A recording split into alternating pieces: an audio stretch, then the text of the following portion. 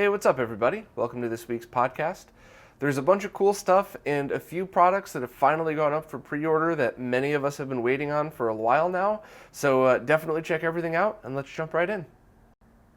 Dan has just reopened pre-orders on the Wii Dual Kits, and these are the do-it-yourself kits only, not installation services. And I believe the original plan was to first do a small pre-order, make sure there were no issues, and then just reopen pre-orders on a much bigger scale, which I believe that's where we're at right now. So I'm a huge fan of it. The video I did was sincere. The captures I did weren't so great, but my verbal descriptions were. So check out the video if you still haven't seen it. And if you're a huge Wii fan, this is a must-have. If you're a casual Wii fan, like I've said from the beginning, possibly just use a Wii U if you need HDMI output, or just component video out from a regular Wii is fine. But any serious enthusiasts probably already have their pre-orders in, but figured I'd mention it for those of us that don't. Crix has just posted 2 updates to Everdrive firmwares. The first was for the Mega Everdrive to restore the functionality of the software Mega Key, which is the region-free patch, for the X3 and the X5, which is a pretty big deal for for people who use those versions of that game. And also, he issued an update for the Everdrive 64, allowing for all 4 controller ports to function in the menu, as well as fixing the GUI resolution bug. So, very cool to see that Crix is still updating these. Depending on how you look at it and who you talk to, there's either not much left to do or so much farther you could go with these things. But I'm just happy to see updates and awesome products that continue to get stuff added to them.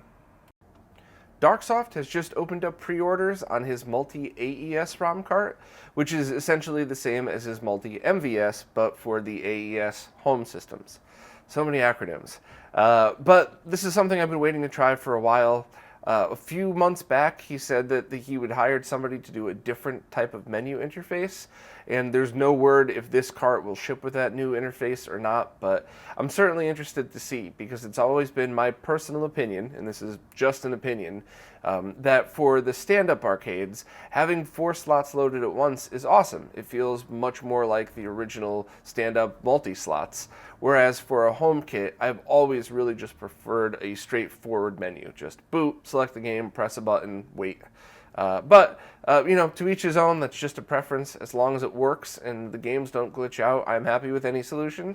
And I have placed my pre-order, and I'm looking forward to getting it. Just to note, too, I think there was a bit of confusion. Darksoft, a while back, opened up an interest check forum just to gauge how many people might be seriously interested in purchasing. And I think some people misunderstood and thought that was getting in line. So it doesn't really matter if you were the first person to gauge interest. This is all just about go to the site, buy the ROM cart, or pre-order it, pay, and then it gets shipped in that order.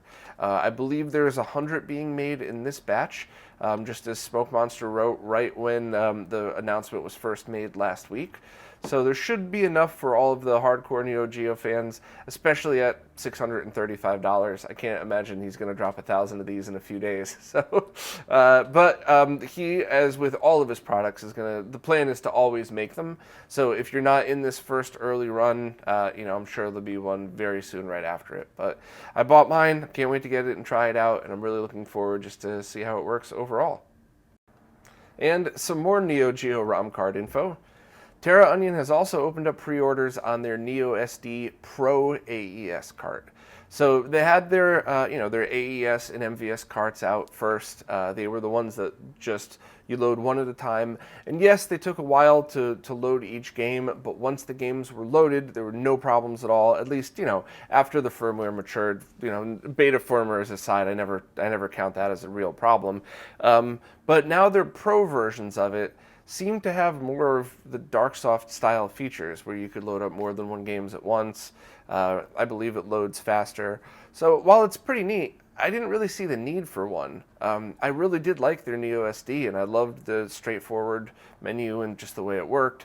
And I thought having both of those on the market, the NeoSD and the multi-MVS, and I guess now the multi-AES, people could just choose whichever feature they want based on that. So I guess Terraonion wanted to cover both sides of the market, which is fine.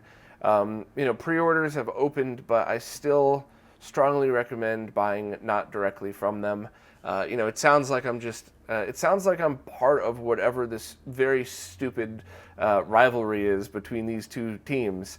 And I'm really referring more to the followers and not to the actual teams that work on these things. But it's just, actions speak louder than words.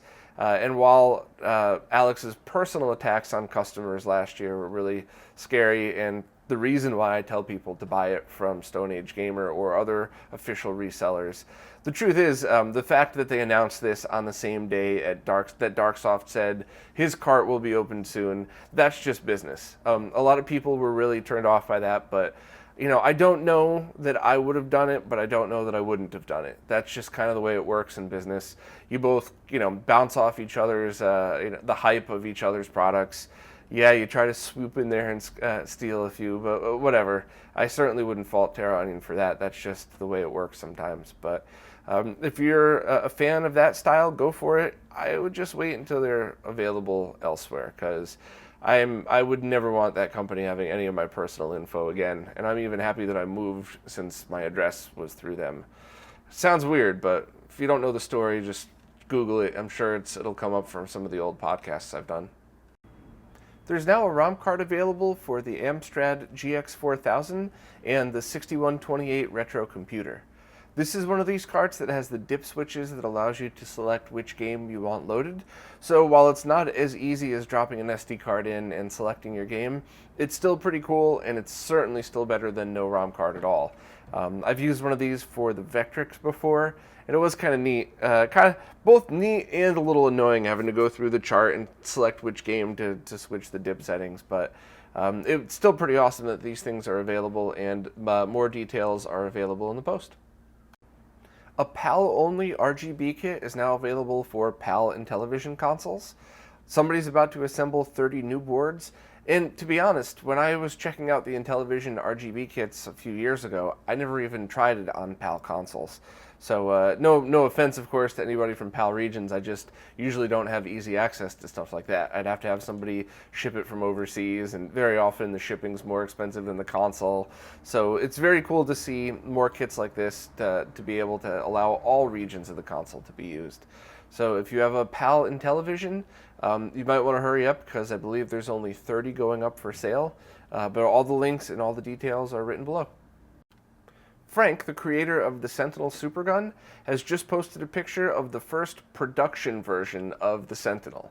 I've seen a prototype before. I believe Beast has one, but this is very cool to see the production version done, and I believe he will be offering a Plexi with that, which I have to say, in my personal opinion, people should consider a case a must.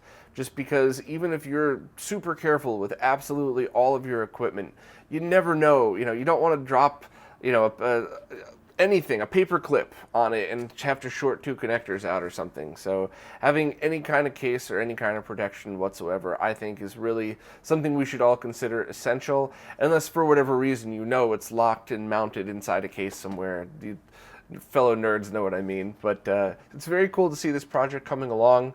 I'm really excited to see Superguns get approached in a way where people put safety first, quality a close second, and really make it something that a lot more of us now could add to our retro gaming collection, whereas a few years ago it was pretty daunting. There was a lot of stuff that you needed to know, and very often you didn't get a great quality image out of it. Sometimes you can get good, but I'm really looking forward to trying this one out, as well as some of the other ones. So anybody that's interested, you have to go to the arcadeprojects.com forums, sign up, but it's free to sign up, of course, and then ask to be put on the order list over there. After that, you should just be put in line and be able to pick it up when they become available. There's been some updates to the Parsec Supergun as well. This is the newer Supergun from Low Budget, and this version 1.1 has added a few bug fixes and some general improvements overall. And the Parsec seems neat because this one also has outputs for composite and S-Video, as well as RGB. So that might allow you to do something like game on a really nice S-Video CRT while streaming RGB to your capture card or whatever else. But it's cool to see more options. I believe low budget's concentrating on what he's calling hats for it to add on a few more different output options and things like that. So it's very cool to see a lot of these Supergun projects out nowadays, especially in that they're focused on safety and quality. And I think once this one goes through a few more revisions and gets all the kinks worked out, I'll probably buy one myself and add it to the video of Superguns I'll be reviewing probably a few months from now. It looks like we're on a roll with Superguns today because there's a third one to talk about. The home arcade system, the HASS Supergun, has an official pre-order page open. So if you go to that pre-order page and you put your name in, you'll be added to a list, and then in the end of February, you'll be contacted for payment. So this is one of those things where, you know, serious inquiries only, because you'll be expected to pay within a reasonable time from getting that email, but they'll ship very quickly. So it'll ship before the end of Q1. So by the time you pay to the time that ships is going to be a reasonable period of time. So I'm always happy to see pre-order lists put together like this, as opposed to just posting on forums, because while that's great for small quantities of stuff, it gets confusing really quickly. So very cool that Mike opened this up just to make it easier for everybody. So if you were waiting for a HASS, then there you go, just jump on that link. The creator of the MK Plus project has just posted a video showing both a 4-player tag mode for Mortal Kombat 1, as well as a full live video of how he does the debugging and adds some of these features. So very cool both to skim through if you're just a fan of the project, but also cool if you're a fan of the behind-the-scenes work and how you could do stuff like this yourself. MK is my favorite arcade game, so I'm really interested. As soon as he comes out with the MK Plus for the original Mortal Kombat, I am jumping on it. And I still got to keep my eyes open for a cheap MK2 board, because those are still pretty expensive these days. An arcade core for the game Ghosts and Goblins was just added to the Mr. FPGA project, and it's really awesome to see a newer style arcade game on there and not just the Pac-Mans. And while I love the older style games, this is the beginning of the era of games that really defined a lot of arcade gaming, and I mean a lot of our childhoods too, depending on how old you are and which games you grew up with. But I was able to try it out. It works great. It was really fun to see. And I guess this is based off of an arcade platform that might be able to easily port over other games that were similar, such as 1942 and 1943, Black Tiger, and a few others. So it's pretty awesome to see, and I'm really excited to see how much farther this could be taken, because I mean, once we start getting real arcade cores on here, that's going to be a pretty huge deal, and even more of a push to do things like forking the hardware project for it. I've talked about that all the time, and no one stepped up, so I don't know if I've pissed people off by saying it, or just nobody wants to take on the very challenging project. Both are fair. So I would like to see something go in the way of, you know, JAMA based, so that you could install this in arcade cabinets with stuff like Ghosts and Goblins available. Now it's getting even more relevant, and of course just a more basic retro gaming SCART style. Also, I received the 3D printed case that I spoke about last week. I got mine in, and it's awesome. And I know this might be a silly thing to say, but, you know, it's not just for protection, which it does, you know, it's great. It's going to protect from just having open circuits everywhere. But having something like this in a case, especially with all the buttons accessible to go bring up the menu and stuff like that, it just makes it feel like more of a real project, or a real product. And I know that's strange, because at the end of the day, aesthetics don't matter. It's just how well it works. But I'm very happy with this, and I'm glad I bought it. And I hope more people come up with even cooler designs. And the creator, or the person who I bought this from, was even able to get me the glow-in-the-dark ends that I had wanted. So hopefully that'll make it easier if I'm fumbling around in the dark. But it's very cool. And if you need a case for your Mister, I recommend this. Just remember, if you get the Noctua fan, you're going to need to get long screws with bolts on the end in order to secure it to the board. I didn't have it, so I just hot glued mine to the top of the case, and whenever I get the correct nuts and bolts, I'll bolt it in correctly. But this is my Mister, this isn't anybody else's, so you could go ahead and glue shame me all you'd like, but it works perfect for what I need, and I'll bolt it in when I get a chance to anyway. someone with a PhD in computer science has just taken the time to break down the scientific measurements of how the person measures lag on arcade sticks. And as you can imagine, I absolutely love stuff like this. He basically breaks it down to how USB works and then measures lag between different arcade sticks.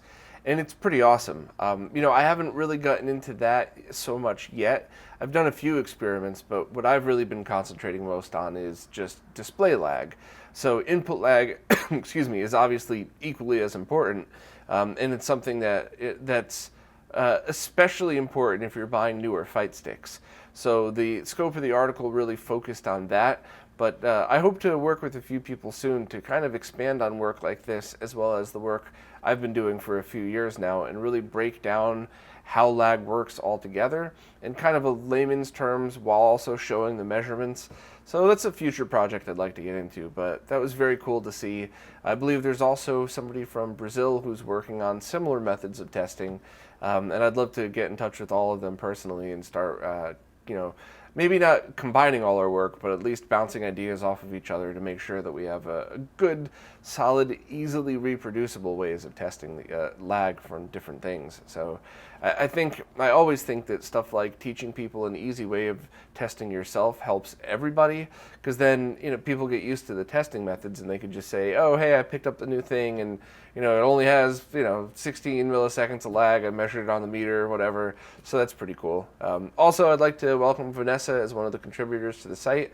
This was her first article, and a damn good one. So thanks, Vanessa. Looking forward to see what else you got.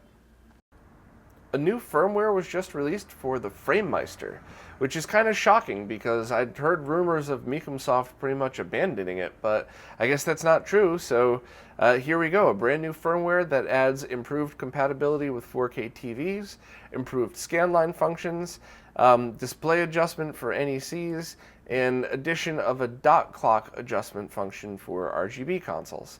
I spoke to Firebrand X, and he hasn't had a chance to thoroughly go through the firmware yet. So unless you're you're using one of the TVs that's not compatible, I would hold off on upgrading just until he gave his full assessment of it. I certainly wouldn't want to have the pixel perfect profiles ruined by a firmware. So the one thing he did mention in his quick testing, the dot clock adjustments aren't as fine as in the OSSC. So while it's an improvement, you're still going to get a better image quality from the OSSC overall. The main advantage of the Framemeister by far is compatibility, especially now with improved compatibility with newer TVs. So very cool to see the firmware update, and probably by next week's podcast, we'll hear from Firebrand X and see what he has to say about it. It looks like the analog versions of the RetroBit controllers that were recently announced got pushed back to this summer, but the rest of the controllers will still be released supposedly next month, late February. And, I'm always skeptical of RetroBit, HyperCAN, and all these things, so especially with controllers, because sometimes they'll release one that's great, others it's crap, but either way, I'm really looking forward to the Saturn wireless controller, because even if it has lag and even if it's not the best, I just think for anybody in a testing environment or just people that want to just screw around every now and then, it makes things a lot more convenient to have wireless controllers. I have all of them plugged into all wireless controllers now plugged into every console that offers one, and it just makes my testing so much easier to be able to flip on the console, grab the controller, come over here to my workstation, and keep going. So I'll definitely be purchasing the Saturn one. I personally had no plans of getting these analog versions, so it's certainly not going to affect me. But RetroBit also said that they've addressed things like the start and select buttons are going to be in the proper place and mapped properly. How on earth they could have ever messed that one up? I mean, when in the history of game controllers has the start been on the left? For a company that makes these things, that's a little mind-blowing, but whatever. I hope that's not a hint as to the quality that's to be expected of these things. I hope at least the Saturn controller is decent enough, because at the moment we have a pretty great option with Crix's controller for the Genesis. And that even works with the Master System, and you could even put it in 3-button mode for controllers that aren't 6-button compatible. So at the moment, at least in my opinion, the analog controllers are cool for people that want to use that style of the PC, but it's the Saturn one that I'm really looking forward to checking out. So hopefully about a month from now I'll have one. Another new Genesis game was just announced called Project Halloween. A team on the Sega 16 forums has said they expect 5 to 6 months of development and they'll be able to have the game out, which I think is a little ambitious, but hey, whatever. I'm always happy to see new games on older platforms, and I'm certainly looking forward to trying it when it's released. The Sega Saturn emulator Yaba Sanshiro was just updated, and one of the list of updates was fixing compatibility with the game Space Harrier, which I always thought was a great arcade port on the Saturn. So if you use that emulator, definitely update. That's an official fork of the Yabu's, I never know how to say that, the other Saturn emulator, which is open source. And there's different ports for different platforms. I guess there's an iOS port, but it's pretty far behind to the Android versions or the Windows versions. And overall, I guess compatibility and performance runs pretty good on the NVIDIA Shield. So anybody that's a fan of the Saturn emulators, definitely worth doing the update. DarkAES has just posted a video of his test results of the RetroTINK2x going into a Magewell capture card. And he has that side by side with the Vision E2S, which is the same as the E1S, but dual inputs. And it shows that the combination of the RetroTINK and the Magewell is actually much faster in switching than the data path is. So this is essential info for people that use or that play a lot of games that constantly switch between resolutions. PS1 and PS2 games, there's a lot of. I believe there's a bunch of N64 games and others as well. And while at the moment the Magewell card is $900, it's good info to have because while the cards will eventually go down in price, this problem's never going to go away. For as long as you play those older games, they're always going to switch between resolutions. So it's pretty cool that we have this info now. Of course, this is something that is really meant for professional Twitch streamers at the moment, because I don't think most of us would spend $900 on the card just to cut your resolution switching down. But I mean, that's kind of the focus of DarkAES' work, is to try to get the best and then let it trickle down from there. So I'm a fan. I'm really glad I get to learn all this stuff, and I'm glad he's sharing it with everybody on the new wiki, the R3 wiki. That's going to be coming up in conversation a lot in the next few weeks. I have a few videos coming together about video capture and streaming and stuff that DarkAES and the whole R3 team were a big help with. For beginners, though, I just do need to mention that while we're always striving for the best, a lot of us, most of us in fact, are also on the side looking for easy and cheap solutions for everybody.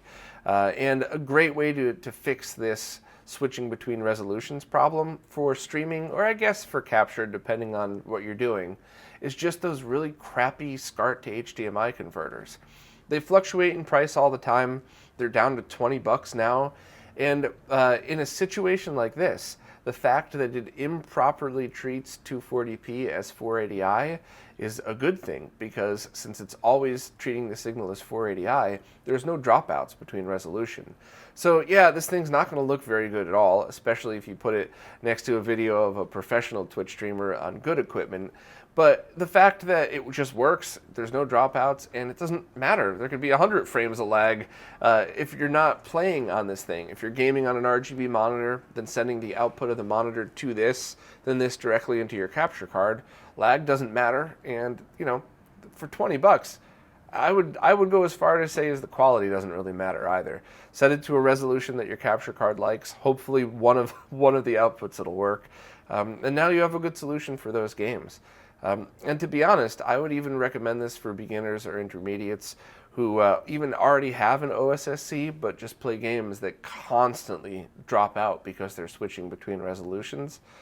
This is a good, cheap, and easy fix, and it certainly will not satisfy any of the pros. But for me personally, I don't play a lot of those games, so if I just needed to fire one up and go through, that would be my choice if I were streaming it, just because I don't have any faster solutions at the moment. So thanks to DarkAES for keeping us in the loop with all this stuff, as well as all of the team that contributes to the R3 Wiki and the Discord, because they've been a huge help. but you guys will see that video coming up soon. HDMyCube has just announced their open source version of a GCVideo board. This one is designed around Insurrection Industries' really high quality digital port connector. And Greg Collins said that he's going to be designing a 3D printed case for it as well. So it looks like we have a really good, solid choice for people that want and prefer to do it yourself projects as opposed to buying pre-made. So very cool that we have options nowadays that don't involve hand inserting the pins, because while the GC Plug and the GC Max were awesome, and I really thought it was cool that those were out there, having to manually insert the pins into that 3D printed connector sounded very tedious. So glad that we don't have to do that anymore, and thanks to everybody who's added all of the awesome things to bring us to this point for the open source solution. You know, we wouldn't have gotten here without all those other steps, so thanks to everybody involved that did a lot of work. Genovi just released a new video in his Unreleased series, this one about Atari Jaguar games. And at the beginning of it, he goes into how the Jaguar was one of the only consoles to not have a price hike for a long time. And it was kind of cool to see how he brought that perspective up, because maybe that's why a lot of companies didn't want to throw their hat into the mix, because nobody was buying it. There was no price hikes to entice people, or price cuts to entice people to buy it. So it was neat to hear that perspective of it, and how that may have affected why these games were unreleased. But fun video as always, so check it out if you're into Jaguar. Retro Fighters has just announced a new 2-in-1 controller that's supposedly going to work on both the Genesis and the Saturn. And they claim a high-quality D-pad, great quality analog stick, and good ergonomics. But to be honest, that stuff, to each his own. People's hands are all different. A controller like this might feel better to some people than others. It's totally cool, to each his own. But what I really want to know is how they're handling the conversion between the two controllers. Is it done with latency in mind so that you have zero latency? It's the same as a stock controller, or are they using some kind of conversion chip that adds? It could be potentially 2 frames of lag if you're using the wrong chip. So I really hope somebody pulls these things apart and takes pictures of how they're doing the conversion. As you would imagine, I am always skeptical of things like this.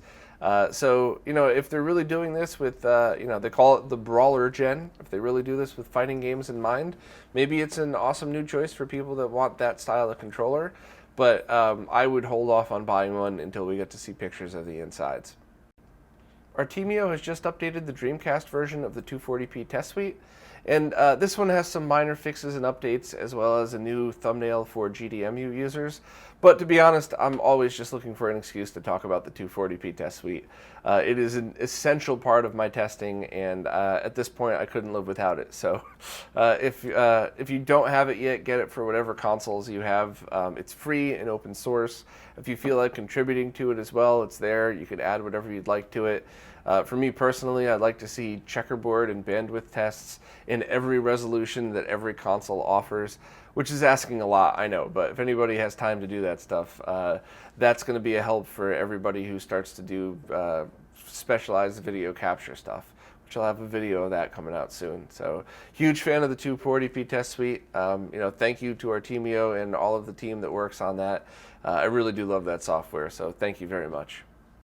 Well, that's it for this week. Thanks so much for everybody that watches, listens, and posts down in the comments. And of course, as always, thank you so much for everybody who supports this on any of the platforms. I don't care which one, I'm just very, very appreciative of the support, because without all of that support, these videos and all the behind-the-scenes stuff I work on wouldn't be able to happen. So thank you so much, and I'll see you guys next time.